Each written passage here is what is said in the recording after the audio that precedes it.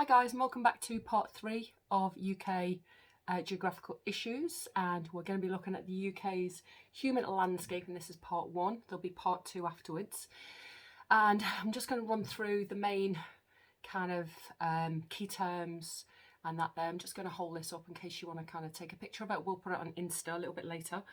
So I've got the textbook here. I'm just going to kind of talk you through some of the key terms and key ideas and everything in this unit. So it starts off with looking at population density in the UK. And really what we need to remember is that the UK is divided high populated areas and low populated areas. High populated areas obviously in the urban cores, so the big cities, London, Manchester, Birmingham, Leeds, Newcastle, Liverpool, Edinburgh, Glasgow, etc, Nottingham, Southampton, Sheffield. So all of those places have got quite large populations, and obviously people are moving there for job opportunities. There's better infrastructure. There's more, maybe perceived better quality of life, etc., more services, etc. Then the rural areas have got overall low population density, obviously, and this is because they have less job opportunities, less infrastructure, so it's harder for businesses to get in and out and people to get in and out. However, you could argue that the quality of life is better in these areas because it's air quality is better, it's less congested, there's less crime, etc. So that is overall our population density. Okay, another key term that uses here is that the cities have what we call the multiplier effect. So once TNCs or big businesses are attracted to a city or a location in a city, more businesses are attracted there. So we have the multiplier effect there.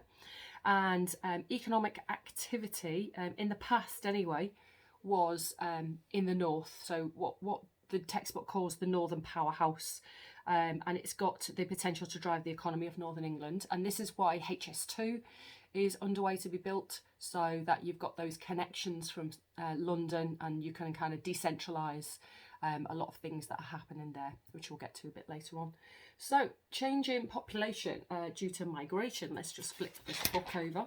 So so migration in the UK, obviously we get migrants from outside the UK who move to the cities, and then we get migration within the UK, and we get something called the north-south drift. I know we use that at A-level, I'm not sure it's used at GCSE, but we get lots and lots of people who move in to the south of England because of the better job opportunities, etc., in the southeast, better roads and rail and air links, etc. So we get this north-south drift. In the rural areas, we've got an older population because younger people are moving out, older people are moving in because of better quality of life, etc. We've got lower incomes in rural areas overall, even though we've got this idea that maybe rural areas are actually quite idyllic. They're not really. You've got pockets of richness, I suppose, but a lot of the time in these rural areas there's a lot of rural deprivation, and we'll get to looking at the rural areas in the second video. High transport costs, and like I said, younger people moving out because there's no opportunities for them, there's no universities, etc. there. So we've got lots of people who move about. Now it talks in the textbook about trying to reduce the gap between rural and urban, and the 4 things that it talks about are enterprise zones, which you can use, and there were in 2015 there were 24 enterprise zones, but most of them were in urban areas, so that didn't really work to reduce the disparity between urban and rural. Regional development grants were given to places to try to help business start up, but again, not that many businesses wanted to take advantage of that, and the government was trying to get people to move to rural areas. EU grants, when we were in the EU anyway, were given to lots of areas to try to improve the amount of investment that went in there, so Cornwall, South Wales, that kind of thing. But again, didn't work that well, and now we've left the EU. And improvements in transport, and Scottish Highlands, Wales, Cornwall, trying to get better infrastructure there so you can encourage more movement from urban areas to rural areas to try to reduce the disparity basically between urban and rural, because from an economic point of view, urban areas are always going to do better because you've got all of the businesses there, you've got all TNC headquarters there, you've got your services there, etc. You've got business startups, you've got investment, you've got FDI, all of that kind of thing. So the government tried to use those strategies in the more peripheral areas. I wouldn't really say urban, but the more peripheral areas. But they didn't really work that well, okay, because we've still got disparity between rich and poor. So yeah, that's kind of change in population.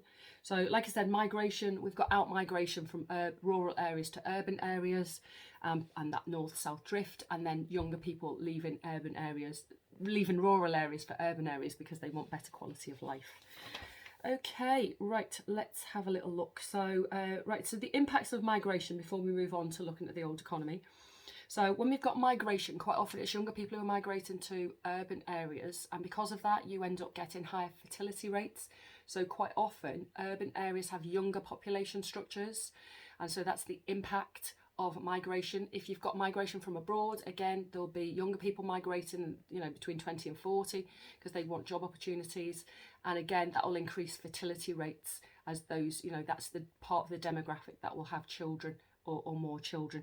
So you can change the population structure. Migration will do that.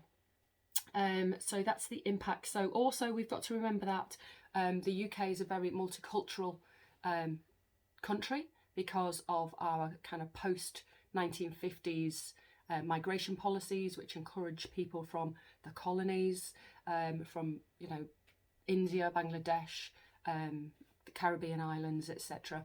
And then obviously later on in the 70s and 80s, when we joined the European Union, we got free movement of people across there. And then in the 2004 expansion of the European Union with Eastern Europe joining the EU, we had an influx of population, mostly to the major cities, but sometimes to the rural areas as well for agricultural jobs and that kind of thing. So yeah, that's the change in population structure. So urban areas, younger population, rural areas, an older population due to people migrating to rural areas when they retire, but also younger people leaving rural areas because there's a lack of job opportunities. So migration has a lot of impact on population structure. Population distribution, obviously, like I just said at the beginning, we've got the southeast of England, which has by far got the highest population density, followed by the major cities around the country, and then you've got the areas, the rural areas of northern Scotland, the Highlands, Wales, the southwest of England, etc., with low population densities. And that's really, like we said before, because of greater job opportunities within the urban areas and not so much the rural areas. So I think that's all about population. Right, so the next section is talking about the economy. So that first bit is about population. So just make sure you know some of those things: fertility rates, etc., migration, where people live, why. It's not really that hard to even make up, to be honest. The next bit, we're talking about how the economy of the UK has changed over time. So 50, 60 years ago, you know, before we joined the EU, before globalisation became a massive thing, we had what we call the old economy. Okay, we call it the old economy now, we didn't call it that then. So that's primary and secondary. So lots of primary industry in the UK, so coal mining, that kind of thing, agriculture, forestry, and lots of secondary industry, which is obviously manufacturing. So before, you know, the 60s and 70s, when we decided to have the global shift and shift all of our manufacturing abroad to China, we manufactured a lot of things in this country. Obviously we did, because we had a big workforce and we had the raw materials. So we manufactured lots of stuff. We manufactured steel and cars and all kinds of stuff. You know, we made most of our stuff. Most countries, you know, manufactured a lot of their own things. So that's what we call the old economy, the primary and secondary. Now, obviously, since the 1970s and 80s onwards, and that global shift with globalization and the move to China and India and Asia, etc., we've had the decline. We've got what we call a spiral of decline, and we've got the domino effect as well. So that is where you've got an area, maybe in the north of England, which, you know, kind of historically had a lot of secondary industry there, maybe places like Liverpool, Manchester, Leeds. And if those places shut down, if you've got like a big coal pit that's shut down, that's employed most people in the town, then those people become unemployed and they don't have a lot of money, so they stop buying things in shops. Those shops close down. Those shops are no longer purchasing things from other suppliers, so they close down. The trucks that brought the goods to and from the warehouses to the shops, they go out of business, etc. So you get this thing called a spiral of decline, or a negative domino effect. So that left parts of northern England in a terrible state in the 70s and 80s. So we had huge amounts of unemployment, we had huge amounts of out-migration, we had a lot of skilled workers who left, we had a lot of educated people who left, etc. So it left lots of the big cities with very little in terms of opportunities, especially for young people. The southeast of England didn't fare as badly, obviously, because although you did have manufacturing in London and the southeast, there was even then there was a lot of tertiary services, that kind of thing, because it was the capital. So a lot of banking and finance and everything anyway.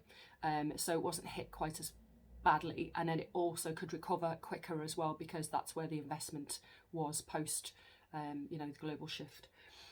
So that is the old economy. Okay, so the north of England suffered from that mostly because manufacturing happened there, like we said before, and then these areas went into decline for kind of decades and decades.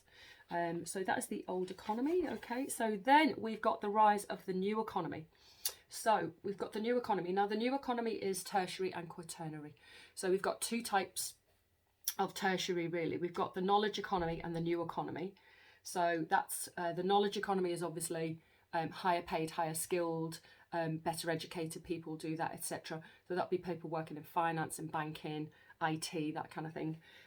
Going into quaternary as well, which is obviously kind of technology related, maybe working for pharmaceutical companies, maybe doing programming for big companies, etc. It doesn't just mean you can use a word processor. That's not a quaternary job.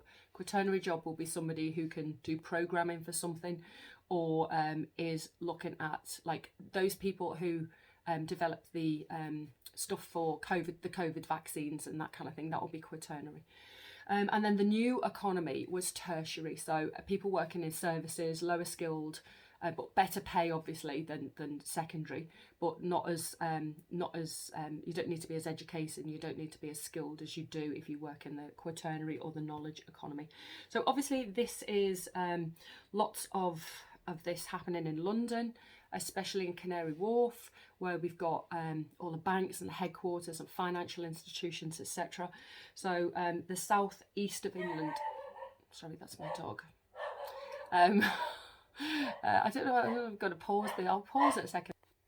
So yeah, I'm 12 minutes in, I'm not starting this video again. So she was barking downstairs in the garden like she does, because she thinks she can like hear people.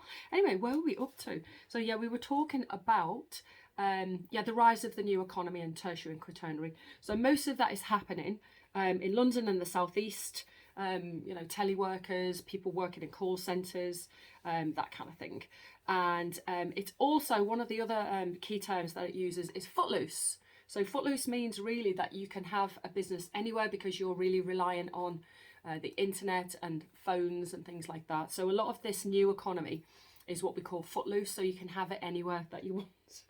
Is that okay with you? Yeah. Come on, I'm going to put you down now and stop barking. Oh, gosh, she's heavier than she looks. So she starts barking again. I'll just pause it again.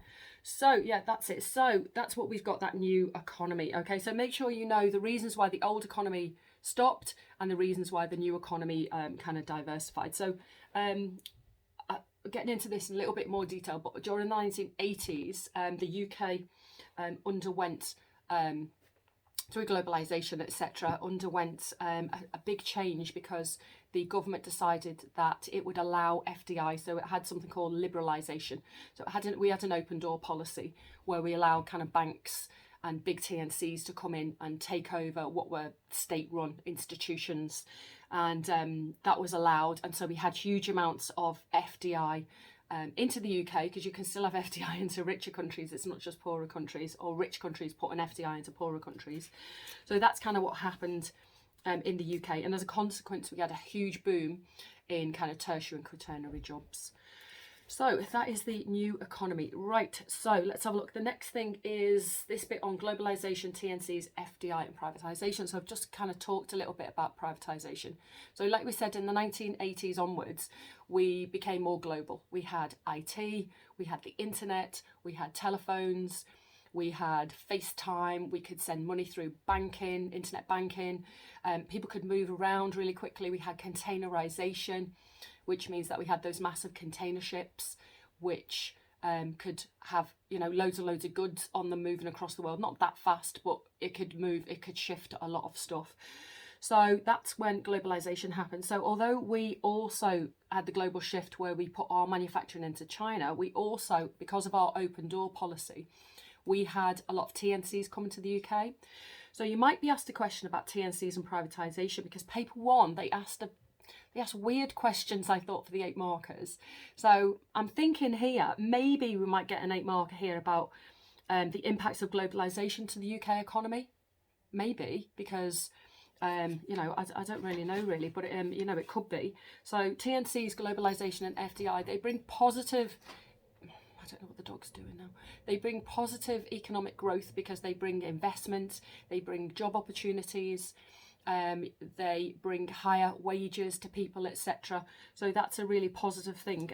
They improve infrastructure, because often, you know, infrastructure and roads and airports and things will be connected to them. That kind of thing. So they're the positives of that. So, they allow kind of free trade as well. So we allow, because we're part of the EU, we've got kind of free trade going on. So that improves our economy even more. So they have, obviously, you know, globalization's had a really positive impact on us here. Now, the downside of that, obviously, for your couple of negative points, is that globalization has caused the global shift. So it's caused manufacturing to shut down in the UK and move abroad. So obviously that's caused the spiral of decline. It's caused huge amounts of unemployment in the north of England, especially men, middle-aged men, that kind of thing, being out of work. Even though it's still in the 80s and 90s, there's still a knock-on effect of that. So that, you know, they're your couple of negatives there for globalization, pros and cons. So it could come up as an 8 marker. It might not, but it could do. So they're your pros and cons of TNCs and privatisation. So TNCs really are just big companies. So, you know, Barclays is a TNC, McDonald's is a TNC, New Look is a TNC. It just means a transnational company, a company that's got headquarters in one country, but it manufactures in China, it processes in Eastern Europe, it designs in New York, whatever. So that's a TNC. So we have lots and lots of TNCs coming to the UK, obviously, because we need, you know, they need skilled people. So they need skilled people, they need educated people, they need a large workforce who have got the skills needed for those jobs, etc. So they're the pros and cons of TNC. So that's the impact of globalisation on the UK. So next we're going to go on to London, and I've had quite a lot of people asking me about doing London. So we're going to move on to that bit. This is quite a big section, obviously. So first of all, you need to understand London's location, and this is similar to paper 1 where you've got site and situation. So the site, if I get this the right way around, the site is the physical site where something was built or started or whatever. So London is built on the River Thames, obviously, and it's built on the terraces of the River Thames.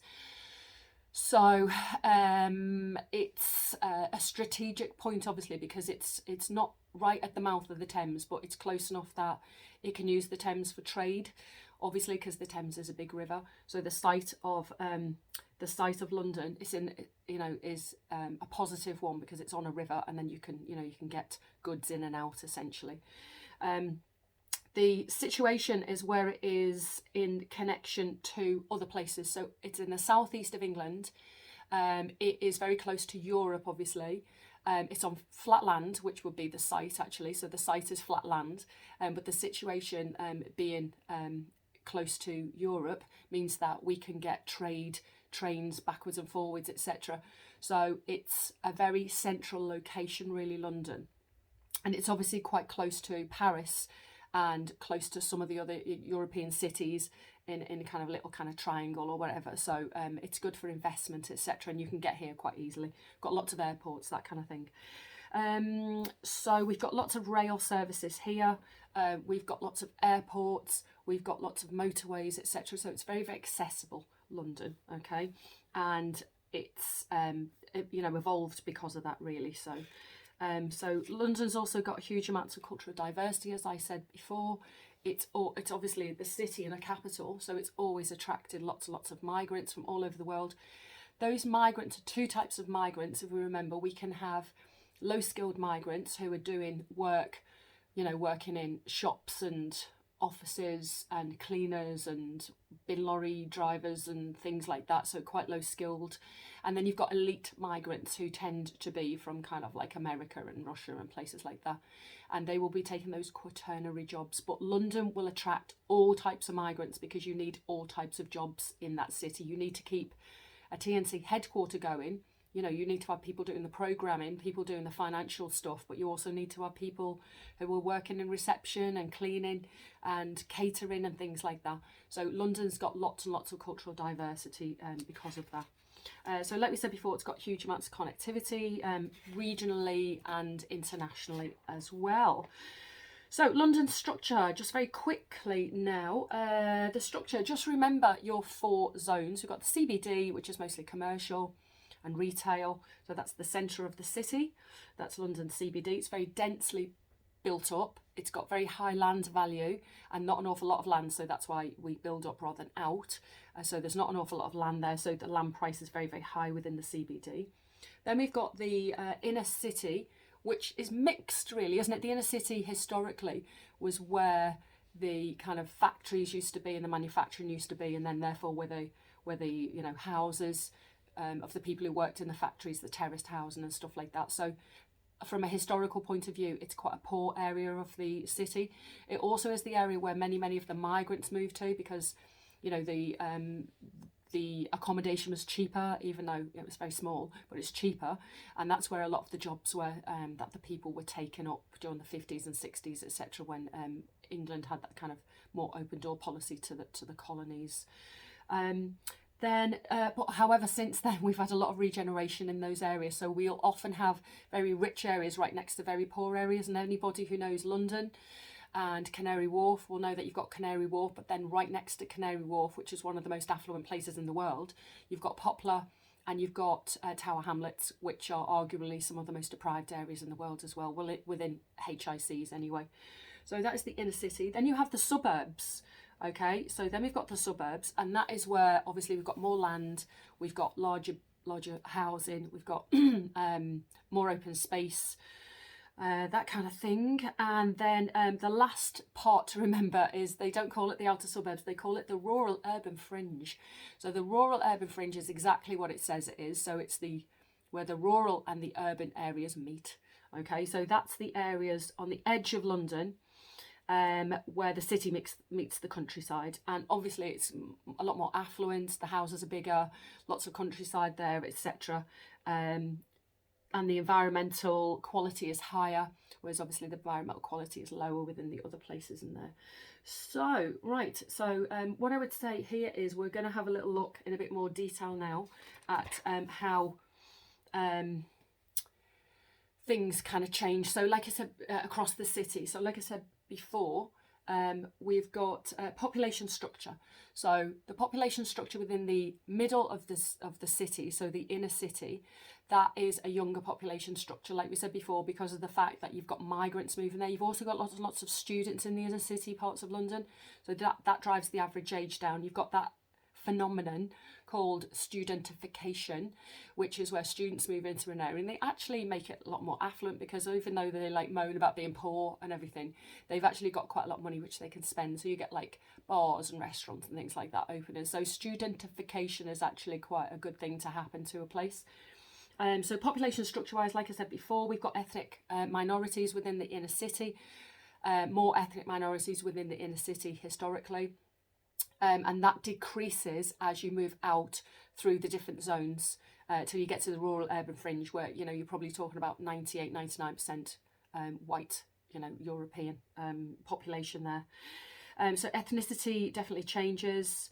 Inequalities and deprivation. So inequalities definitely change as you go through. So if you take a place like Newham, Income obviously will be very low. Housing quality will be low. Services will be strained, so schools and hospitals and doctor surgeries will be very strained, and it will have a wide culture. So deprivation very high. Average, like we said before, average wages will be low. Child deprivation will be very low. Life expectancy will be a lot lower. Determinants of health will have an impact on that. So people's lifestyle choices will have a big impact on that. So more people will be choosing maybe to drink and smoke, etc., not eat very healthy food. Now, that's not to say all people who are of lower socioeconomic background don't eat well. This is very broad generalization now, okay? But in general, there's more inequality within the inner city than there is as we move out, okay, for those reasons. So a lot less job opportunities, a lot less access to education. So if you're not accessing education, then when you leave school, you're not going to get a very good job. So that's going to leave you with a lower income, and that, you know, that cycle is going to continue.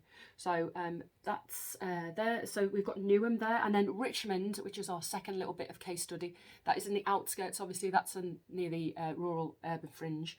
And Richmond upon Thames obviously is the ethnicity is a lot greater percentage of white people living there. I think it's 85% white compared to only 30% white in Newham. And incomes are obviously much higher here because you've got affluent people living in the outer suburbs because the environment's better and the housing quality is better, and they can afford to live there, and they can afford to commute. So housing is a lot better, but very expensive. Obviously, most people own in their own houses, whereas in the inner cities, most people are renting and don't own their own property. Services, there's a lot less pressure on schools. There's probably a lot more private schools. There's, you know, probably better quality schools, better quality healthcare, etc. as well. People using private healthcare, that kind of thing, because they've got increased income. And a predominantly white middle class in terms of culture, okay, and a lot less deprivation. So life expectancy will be higher. Those of you have probably seen this. I think it's in the textbook where it, I'll just show you it here, where it talks about the life expectancy. I don't know if that's going to come into focus. When we go along the train line, when we go along the London Underground, so life expectancy is lower in the inner city and it gets higher as we move out. So that's to do with deprivation, okay? That's to do with those factors of deprivation, which, like I said, are kind of like income, housing, access to healthcare, access to education, and etc., etc. So a lot more affluent in Richmond, okay? So, yeah, put there socioeconomic, environmental. Just make sure for those two little bits of case study that you know the social impacts, economic impacts and environmental impacts of deprivation as well. We've gone through nearly all of those as well. So what's next? So we're looking at parts of London in decline now. We've already talked about it a little bit. So we talked about the inner city areas and the fact that the inner city areas were manufacturing in the past, and come the 70s and 80s, when we have globalisation and the global shift, we've got the closing down of those manufacturing centres. And the big one that we've got in the textbook is the London Docklands. So I've got a whole video, I've got a vlog actually on the London Docklands. Excuse my very frizzy hair. It was a very damp day, and I haven't re-shot it. So maybe check that out. It's down there somewhere. So London Docklands, so obviously the docks were very important during the 50s, 60s, 70s, etc. Then globalisation happened, containerisation happened, so the ships couldn't get up the Thames, they couldn't get around the bends and the meanders and things when they got really big. When we had containerisation, they were massive. So the docks became redundant, and because of that, any manufacturing to do with that was also went into decline. So the whole area went into decline. As we said before, what happens then? People move out, leaving, you know, educated people, skilled people move out, leaving people of poorer socioeconomic background there with very little in the way of opportunities. So that's what happened there. So we had an area of dereliction, and deindustrialisation happened. And obviously people moved out, so we had depopulation as well. Okay, so yeah, that's what happened with the Docklands. Then we had the regeneration of the Docklands. So what happened to those areas was, like I said, in the 80s we had liberalisation, which meant that FDI and TNCs could come here, especially with banks. So international banks came and invested. The London Docklands, the LDDC happened and developed the Dockland area and turned, those big warehouses into beautiful, expensive housing and flats. And gentrification happened, so we have a lot of job opportunities, but high skilled jobs, and we have a lot of housing available, but high cost housing. So it really marginalised the people from lower socioeconomic backgrounds. Lots of them had to move out. Lots of them, didn't stay there because there were no job opportunities or anything for them. So regeneration happened, which is kind of positive for the environment because it cleaned up all of those areas that were maybe polluted, land pollution, water pollution, that kind of thing. But from a socioeconomic point of view, regeneration quite often, especially that top-down regeneration, didn't bring too many positives to local people. So the next thing that they talk about in the book is suburbanisation. So it's saying like people basically, we had this in when we looked in the last year in paper one, when we looked at New York, it talks about white flight from the central parts of New York. So the same thing happened in London, that when deindustrialisation happened, the more affluent people moved out, and they tended to be the white people. The non-white people who were there, who come from the colonies, obviously from a historical point of view, were lower socioeconomic, had lower socioeconomic backgrounds. They didn't have as many skills, etc. So they weren't able to move out. So we had this suburbanisation. Also, we had the underground, which allowed people to commute into London, and people would rather live in the outskirts, obviously, because the quality of life is better, like we talked about with Richmond. So that fits in with that. So yeah, trains can get into London faster because it's saying that we had electrification of the rail system in the 20s. And then a lot of businesses decided to move out as well to out-of-town shopping centres. So we had decentralisation. So a good example of decentralisation is like out-of-town shopping centres, retail parks, that kind of thing. They didn't really need to be in the inner cities and the centre of the city, really. They could move out. And a good example of this is the BBC, which is actually decentralised right the way up to Salford, actually. It's gone up north. Because it doesn't need to be in London. And that links in with our idea of footloose as well, because you can do a lot of these jobs from other places. So yeah, the fight back, as it talks about in the book, is Stratford, obviously Westfield, I think it is, isn't it? Westfield shopping centre, which is Europe's largest shopping centre. Now that Westfield is obviously in the Olympic Park, but Stratford is another area that went into decline because of deindustrialisation, and then was obviously regenerated in a massive way because of the Olympics. But similar to Canary Wharf, with that top down, had a big impact on gentrifying the area, but not a very good impact on local people.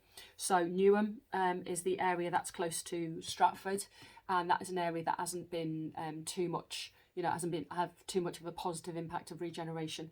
So that's kind of that bit about decline and then regeneration of London as well. So not all of London is amazing. And like I said before, those inner city areas, because of the regeneration, we get kind of a patchwork in the inner city of, regenerated areas, areas that are still in decline. So like I said before, you've got kind of Stratford, which is really affluent, and then you've got Newham, which isn't, and then you've got Canary Wharf, which is, and then you've got Poplar, which isn't, and Tower Hamlets, which isn't. So you've got that real mix across the inner city areas, really. Okay. So regeneration. So yeah, and then basically dogs barking again. Lots of people moved out, so we had counter-urbanisation or suburbanisation, but then, cities move in cycles. So we've got, with all of these regeneration projects that we have and the improvement in kind of environmental quality and air quality, etc., people start to move back in again. So we get regeneration, reurbanisation, I should say, happens. So we have counter-urbanisation when the city goes into its downward spiral, and then as it gets regenerated, we get an upward trajectory again, and then more people will move back in, and that's what kind of happens as well. So gentrification, studentification has improved those areas, and so instead of people counter-urbanising, which means they moved out because the environment was terrible, they start to move back in again. So it just shows really that we've got these kind of like, you know, it fluctuates what, you know, what happens within these cities. So yeah, we said the Olympic Park there as well. Yeah, okay, so we talked about the Olympic Park, so just have a little look at that. I've talked about that as well, so we've got that. And then I think we just need to talk about sustainable regeneration, really, about sustainability. So obviously the Olympic Park was made quite sustainable because it was made out of a lot of recycled materials and this, that and the other. The environment was improved. We've got the Lee Valley, lots of green spaces and open spaces, so you could argue that to some extent it's you know, regeneration has improved the environment and therefore it's a lot more sustainable. However, obviously, you know, with an increase in high value houses, then, you know, it's not sustainable for the local people because they weren't able to kind of stay living there. And within the Olympic Park, there was an area called the Clays Lane Estate, which the people, it was a block, it was some flats and things like that, and community housing, that kind of thing, and the people were actually forced to move out with compulsory purchase orders, and obviously they didn't want to, and they were put all over the place. So some people were put outside London, other people were put West London, and they were there's a couple of nice videos actually on it, which I can't remember what they are, but I'll see if I can put the link below. That's kind of worth watching, and it talks about the regeneration of the Olympic Park. Yeah, so and then obviously we have got economic opportunities arising from regeneration with investment with the Olympic Park and the shopping areas, but also within Canary Wharf with all the banks and financial institutes, etc. there as well. So that is that. I think we are done. So yeah, I think so. Cost of living, talks a little bit about cost of living in London obviously being very high. I think that's all really. Yeah, so it's expensive to live there. So if we're looking at downsides of London, it's expensive. Housing is expensive. Transport is expensive. Job opportunities are available, but quite often, you know, the amount of money that you get paid, your wages don't pay for, you know, the amount of rent that you need to pay. And then here, I'm not sure what I've written here. What have I written here? So I've written, recycle. Yeah, so the little bit, you've got a bit in the book which talks about improving London. Yeah, so this last little bit. So how can we improve London? Because it's got lots of issues. So it talks here about 4 or 5 things here. So transport, increase in transport and improving transport. So you've got the congestion charges and Boris bikes and things like that, and the underground and stuff. Hybrid buses and stuff like that to improve the environment. Employment. So many companies and organisations asking people to work from home, especially now that we're post-COVID. You can talk about that quite a lot on the exam, actually. A lot of people now, probably a lot of your parents, are working from home. So that's going to improve the environmental quality. More affordable housing is being built. However, affordable is a very relative term, isn't it, really? So I wouldn't really say that's a very good one. And we've got a lot of, you've got the bedstead housing, if you remember. So bedstead's an area, again, it's quite expensive housing, but it does have like wind turbines and solar panels and things like that, and it doesn't let out a lot of heat and stuff like that, but it's expensive. And then green spaces, obviously, we've got lots of green spaces. So areas that have been regenerated, you can't deny the fact that it has improved the environment. So that's a positive. That's probably the most positive, if you see what I mean, that you can talk about that from an environmental point of view. London is more sustainable, but from a economic maybe and social point of view, it's not, because it's like it tenders to the rich, if you see what I mean. So it doesn't give a lot of opportunities for people who are maybe lower from a socio-economic point of view. And then recycling. So we've got lots of recycling. It says reduce household weight by 10%, which is still rubbish, to be quite honest. So we recycle like some of the lowest percentages in the whole of Europe, but it's improving. So that is our section on cities. Okay, so I'm going to stop this video now, and the next one we'll be talking about urban areas. So I hope that's been